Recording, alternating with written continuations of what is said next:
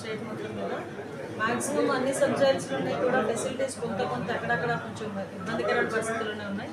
But అన్నిటికీ ఎక్కడెక్కడైతే facilities లేవో సబ్ జైల్స్లో కానీ మామూలు సెంట్రల్ జైల్స్లో కానీ మిగతా జైల్స్లో కానీ వాటన్నిటికీ కూడా ప్రపోజల్స్ పంపించడం జరుగుతుంది. ప్రపోజల్ గవర్నమెంట్ వచ్చిన వెంటనే దాని మీద ఒక రివ్యూ చేసుకొని యాజ్ ఎర్లీ యాజ్ పాసిబుల్ వాటన్నిటికీ కూడా క్లియరెన్స్ ఇస్తాం. టౌన్ పోలీస్ స్టేషన్ శంకుస్థాపన చేశారు కాబట్టి దాన్ని మళ్ళీ కడతారా లేదా మళ్ళీ చేస్తారా? శంకుస్థాపన చేశారు కాబట్టి కంపల్సరీ కట్టాలి. మేము ఇంతకు ముందు గవర్నమెంట్ లాగా వాళ్ళు కడితే మేము ఆపేదే పరిస్థితి అయితే ఉండదు.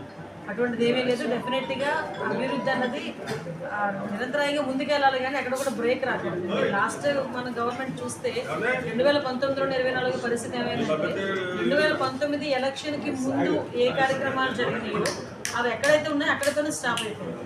అక్కడ నుంచి మళ్ళీ ముందుకెళ్ళాలంటే కనీసం చంద్రబాబు నాయుడు గారికి పేరు వచ్చేస్తుందేమో అనే ఉద్దేశంతో పెద్ద పెద్ద ప్రాజెక్టులను ఆపేసి చిన్న రెండు ఆపేసే పరిస్థితి మనం అందరం కూడా చూసాం.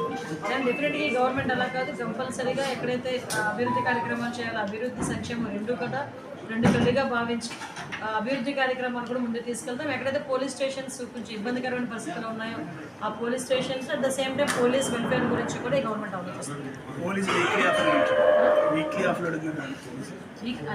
అన్ని పరిశీలిస్తాం. మీకు విషయం ఏంటంటే పాపం పోలీసులు ఇప్పుడు వీక్లీ ఆఫ్ గురించి ఆలోచించే పరిస్థితులు లేరమ్మా.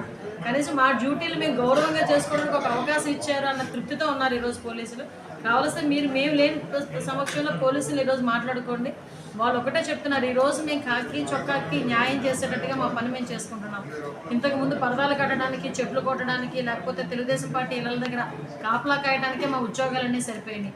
కానీ ఈరోజు కంపల్సరీగా మా కాకి చొక్కాకి గౌరవం ఇచ్చేటట్టుగా, పోలీస్ అంటే గర్వపడేటట్టుగా ఈరోజు మా పనులు మేము చేసుకుంటున్నాం, మా వృత్తి మేము ముందుకు తీసుకెళ్తున్నామని చెప్పి చాలా గర్వంగా ఉన్నారు. వాళ్ళు చేసి ఏ డిమాండ్స్ అనేది ఒక విషయం చెప్తున్నారంటే పోలీస్ వెల్ఫేర్ కూడా మాకు మెయిన్ ఎజెండానే. ఎందుకంటే పోలీస్ డిపార్ట్మెంట్ వాళ్ళకి అన్ని ఫెసిలిటీస్ ఇచ్చి వాళ్ళు పనిచేయమంటే చేయగలరు. కానీ లాస్ట్ గవర్నమెంట్ లాగా వాళ్ళని ఎట్టి చాకరీ చేయించుకునే పరిస్థితిలో అయితే ఈ గవర్నమెంట్ లేదు.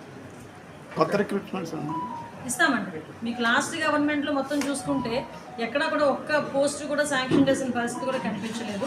ఎలక్షన్ ముందు ఏదో స్టంట్ లాగా కానిస్టేబుల్స్ అది ఇది అన్నారు, అది కూడా కోర్టులోకి వెళ్ళింది. ఈ రోజు వరకు ఆ నియామకాలు కూడా ఏమీ జరగలే. డెఫినెట్గా మొత్తం రాష్ట్రం మొత్తం మీద సుమారుగా 20,000 మంది పోలీసులు స్కార్సిటీ ఉంది. వాటన్నిటినీ కూడా ఇమీడియట్గా వాటిని ఒక క్రమ పద్ధతిలో వాళ్ళన్నింటినీ కూడా నియామకాలన్నీ పూర్తి చేసే కార్యక్రమానికి మేము మేడం గారు ఊళ్ళో ఆర్భాటంగా సిసిఎస్ పోలీస్ స్టేషన్ ఓపెన్ చేశారు. ఏంటండి సిసిఎస్ పోలీస్ స్టేషన్ అది మూత వేశారు.